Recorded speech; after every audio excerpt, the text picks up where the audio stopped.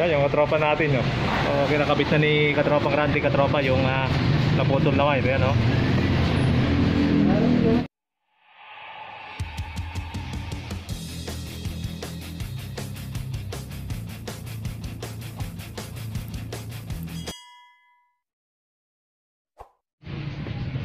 Pasok na tayo mga tropa.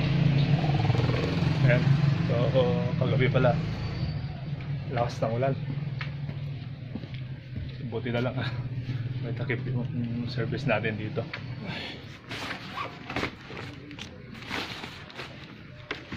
Nauulanan na naman kagabi.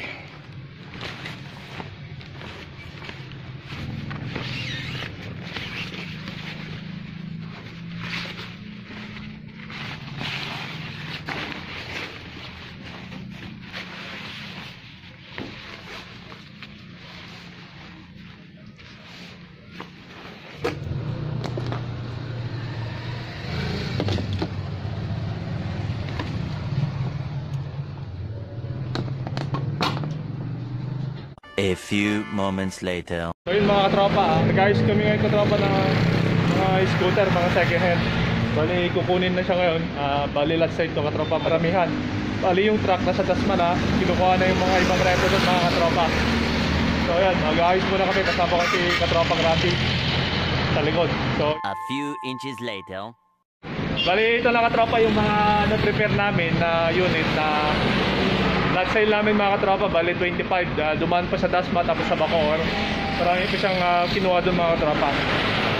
Bali yung kukuha dito katropa on the way na. So ipapasilip ko sa inyo katropa kung ano yung mga nilat sale namin unit. Pero katropa yung isa yan, wave. Yan, wave. Tapos mga Mio. Yan katropa, sporty. Yan, SkyDrive. Meron tayo ditong TMX 125, may sporty yan mga katropa. Yan. Yan, Click 125. On the beat, SkyDrive. And then SkyDrive. Beat. Yan mga tropa, bali 25 na piraso ito mga tropa, sporty. And then Click, sporty. O then meron pa tayo dito katropa, yan o, on the beat. Then may wave tayo dito, yan, may smash. May CBR tayo dyan mga katropa nakasama. And then TMX 125, smash. Tapos Honda Beat. So yan pa yung mga ilalat sa natin mga katropa. So mamaya katropa, hintayin na lang natin sila, ikakarga natin to. A few moments later. Mga katropa, meron kami ginagawa ng katropang Randy. So bali yung customer namin dito katropa, pinapunta na namin sa palengke. Yung mga naggagawa ng relo kasi meron na naman tayong customer dito mga katropa na kinain ng daga, yung pinaka-wire. Mismo kinagat niya katropa yung pinaka-injector, sensor, yung socket sa baba. Ang masama doon, kinain niya pa katropa yung pinaka-dulo. Dulong-dulo, kaya sinabihan namin sa kanya kasi meron na naman tayong customer nung nakaraan na kinagat din ng daga na customer namin. So pares lang sila ng problema ng katropa, kinagat din ng daga. Ewan ko lang kung bakit nagugustuhan ng mga daga yung kulay. Baka mabango siya katropa. So yun lang muna katropa, papakita ko kung gaano kalalim yung kinain ng daga mga katropa. Kaya mga katropa, ito yung inayos namin ni katropang Randy. Saka nag-prepare kami dito. So kung nakikita nyo dito, ang daming motor dito hanggang doon. Yun, sa likod namin, bali 25 units yung katropa. Hinihintay na lang namin yung tracking. Baka darating dito after lunch na.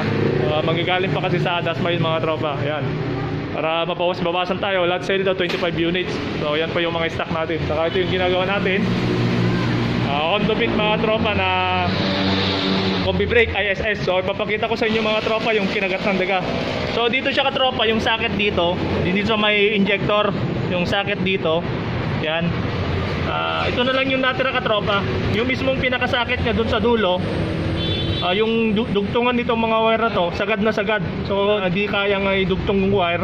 So kailangan na ihihinang yan. Ihihinang yan mga tropa. Kaysa kung papalitan mo yan, matatagalan pa kung kailan magkakaroon ng part yan. Hanggang doon sa dulo pa yan, yung papalit ka, matatastas ka pa yung katropa. Kaya mas magandang gawin, ihinang na lang yan mga tropa. Yan. Sige, sige. So, ito pa yung unit natin katropa. So, bali kanina to, hinatak na lang kanina katropa, kasama yung katropa niya. Yan. So, sabi sa amin na kinagat daw ng daga, nasilip na nila. Yan mga tropa.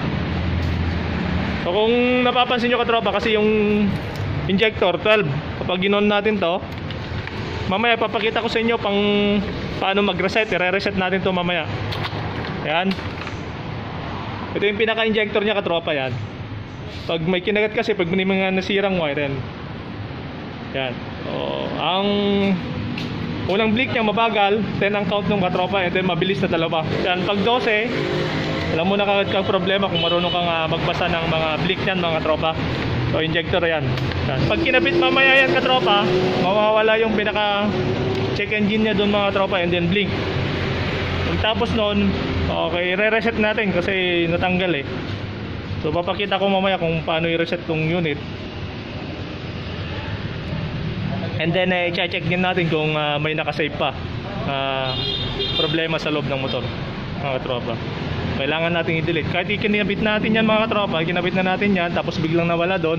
So kailangan din natin i-check doon sa may pinaka data link connector. Lagyan natin ng SCS para makita natin kung may nakasave. And then kung may nakasave, kailangan natin i-delete and then i-reset mga tropa. So yan lang po muna mga tropa. A few inches later. Bali katropa, bali release na namin ngayon katropa yung Kimco 400i yan mga tropa. So bali yung kumuha dito katropa, negosyante, may shop din siya. Itong isa yung 400 katropa. Yan. So kukunin na siya ngayon mga katropa. Maulan pa naman ngayon. Yan. So bali 9 plus po yung monthly niya katropa kapag minimum po yung down. Bali nakuha na to katropa. Sabi kasi ni customer katropa, diretso sila sa planta. Baka ipapaayos to, papatignan mga katropa. Yan. So ito po yung unit niya katropa.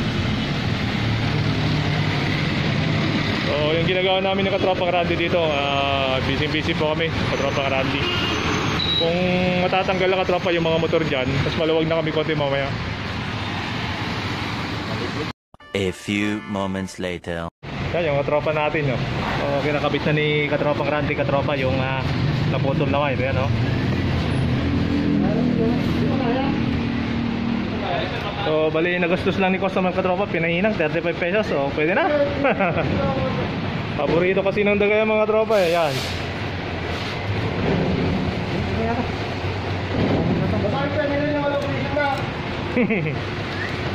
So check na lang natin mamaya baka tropa kapag i-start natin. So bali ito katropa yung kukuha sa repo namin na sakyan. Trailer to katropa, malaki ang kakargahin nito katropa. Yan. 25 units po yung kukunin niya dito. And then dadaan pa siya sa Bacoor katropa. Ewan ko lang kung saan pa siya pupunta pagtapos ni Bacoor katropa. Maramihan to katropa. Maramihan kasi yung kukunin niya katropa na motor. So yan po yung truck na kukuha sa mga motor natin yung mga katropa. A few inches later. So ito na mga katropa, yung bali 25 yan. Yan mga katropa. Yan.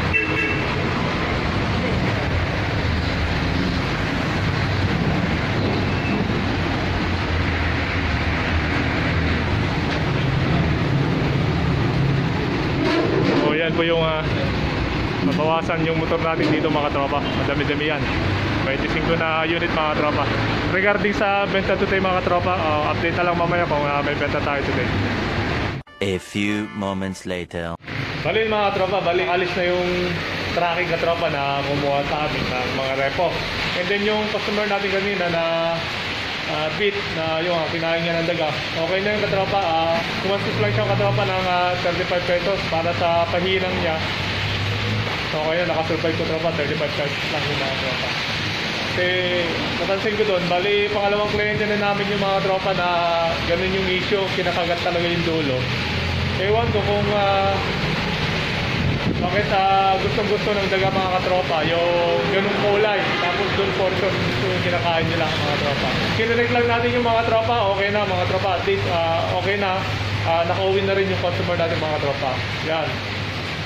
Yung nakikita nyo sa likod ko, luwag na tayo mga tropa. Madami-dami yung nabawas dito mga tropa. And then update sa benta today. So, time check, alas 2, mag-alas 2 na.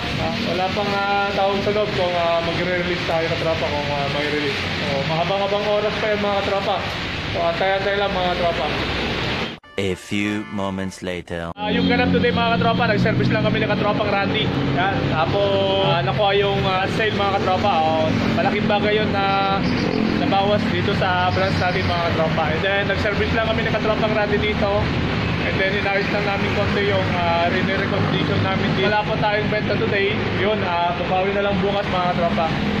So dito ko na tatapusin yung vlog for today natin mga katropa. So hanggang dito na lang. So hanggang dito na lang. Salamat sa walang sawang pagsubaybay.